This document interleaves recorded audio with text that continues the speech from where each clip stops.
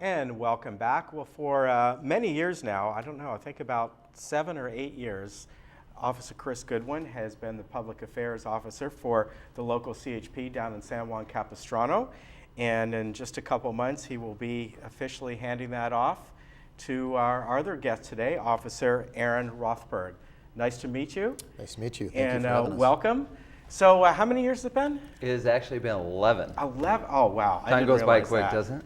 Yeah. It's amazing. That's a lot of years you've been doing that. Oh, absolutely. It's been a lot of fun. I've Yeah. been coming over to TV6 for a very, obviously, all that time. So looking forward to passing it on to Aaron here. Yeah, very good. Well, Aaron, welcome. And Thank you. how long have you been with the CHP? Almost 13 years now. Okay. Down in San Juan the whole time? No, I started out in Los Angeles, went down to San Diego for almost a year, and then back up to Los Angeles for about 4.5 years on the governor's detail, and now in Capistrano for a couple years. Okay, so you had to, whenever the governor came down into the area, is that you kind of escort the vehicle, the limos around? Yes, and this was when Governor Schwarzenegger was in office, and He was down here a lot. Yes, Yeah. because he lived down here, and so Yeah. we had him and the family. And then when he went up to the Capitol, we also had another team up there. Okay. So now, well, in a couple months officially, you're going to be becoming the new, you call it PIO now? Yeah. So it used to be Public Affairs Yeah, Officer, it but did. now it's Public Information Officer. Okay, and that's so. what OC Fire uses anyway, PIO, so I guess you're kind of using the same nomenclature. Yeah. And you're going to start in October. Chris is kind of giving a little training on that. Have you had exposure to that before, dealing with public relations at all? Very minimal, and Chris is doing an excellent job of showing me what he does, and I got some big shoes to fill. Yeah, I think you do. And again, man, 11 years, that's a long time. What is it that you do beyond, people see you coming on here maybe a few months, and every once in a while we'll see you maybe on another station. But basically, what does the PIO do? What is the main responsibilities? Well, each CHP office has a Public Information Officer, and that actually equates to many titles. We are coordinators of several things, but the biggest thing is the public relations. So anything that has to do with the public, which could be a community event, we could staff a booth, handle information at the Orange County Fair that we used to have in the past, and then also going to schools and just educating the kids on safety, whether that's the college level or always down to preschool. And then the other thing is we have the senior volunteer program. We're the coordinator for that as well, and also the child restraint systems. We've talked about that many times over the years, the child safety seats. Well, we're the coordinator for that as well, and so it's my job to make sure that everybody stays certified and that the appointments are up to date and everybody has their appointments and that they know about them, and keep up on the training for everybody. And then, of course, just answering a lot of different questions that come in the CHP. We get so many different questions, and a lot of those get passed to me. And then just coordinate all kinds of events, whether it's retirements or just promotional parties or you name it. And then, of course, being the face of the CHP for South Orange County, and that is both radio and with TV interviews.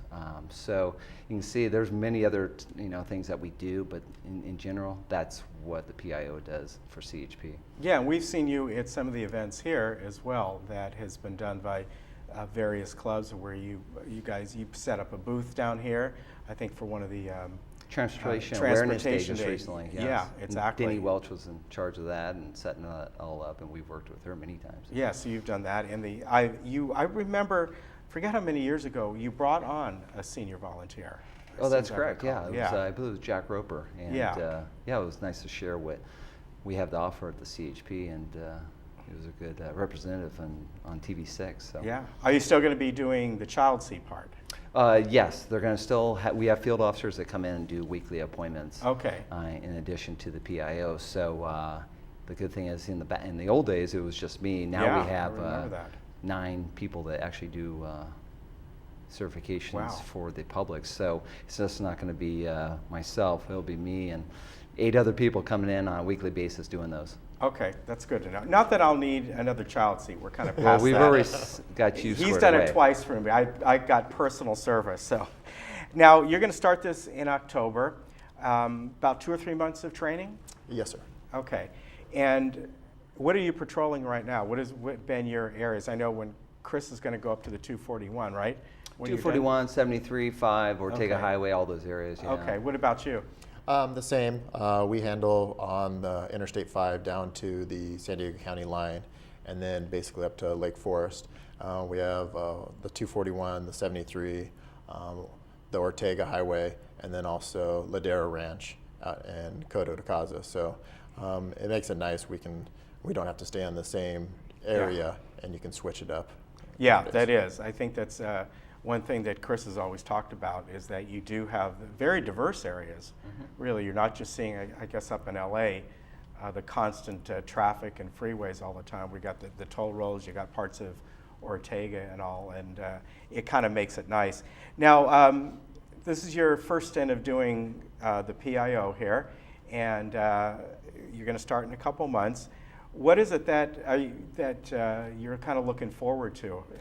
Do you like doing public relations in general, or I know you haven't done much of that yet, but is this something you kind of volunteered for when you saw it available, or you were just asked to do it?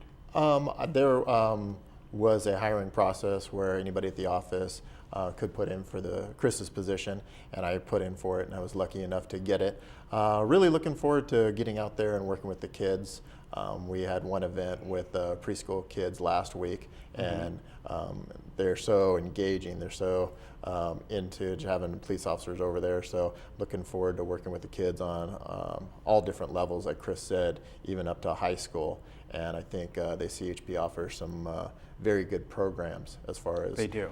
Students who are just starting to drive, and also with our Every 15 Minutes program, and letting the kids know the dangers of drinking and driving, and also the responsibilities of being a driver. Yeah, and there's a lot there. My stepdaughter is 20 now, but I remember when she went through learning how to drive and did it through AAA and all. But you go through that period of time when they're very unsure of what they want to do. And of course, unlike when we were kids, we didn't have to worry about all the other distractions, particularly cell phones. And even to this day, I think just yesterday, as a matter of fact, we were driving somewhere. It wasn't a teenager. It was, a grown man, and the cell phone to the ear, and the light turned green, and he was just sitting there. I mean, it really probably took him about 15, 20 seconds before he realized, the light, it turned green. Of course, people are honking and all that. It's still a major problem, isn't it? Oh, distractions are a huge problem. Yeah. Yeah. In fact, we've had a lot of people injured or killed over the years just from those distracted drivers. And that is, you can have a bicycle lane right next to the slow lane on the city street. Yeah. They're on they're looking down at their phone at a text message. They drift into the actual shoulder there, and they take out bicyclists.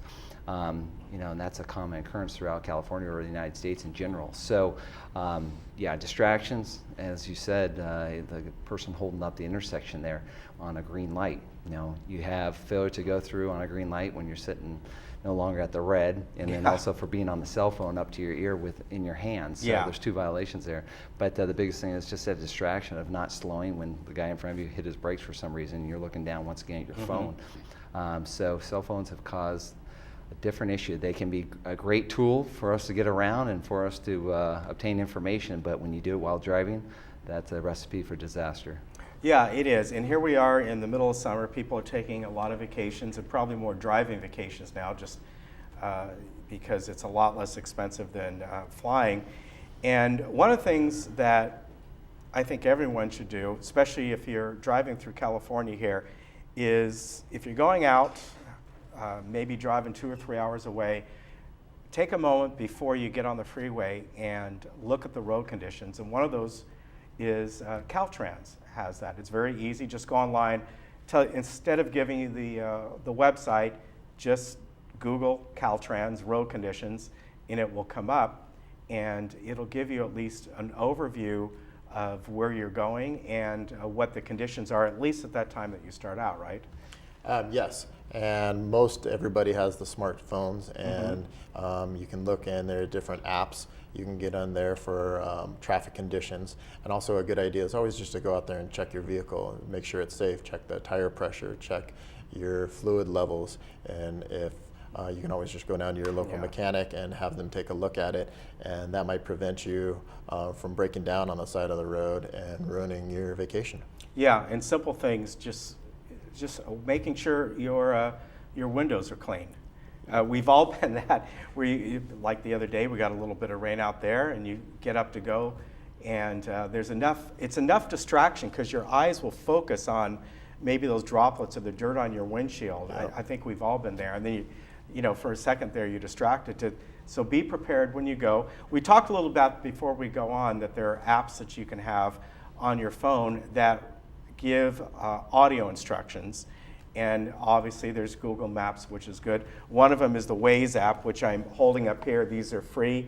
If you've ever watched some of the local news channels, like Channel 7 in the morning, they use this. What's nice about this is that you can set it on audio, and it'll tell you if there's traffic up ahead or wherever you may go. But it's always about being prepared and for the drive and staying alert. Even that hot cup of coffee can get in the way.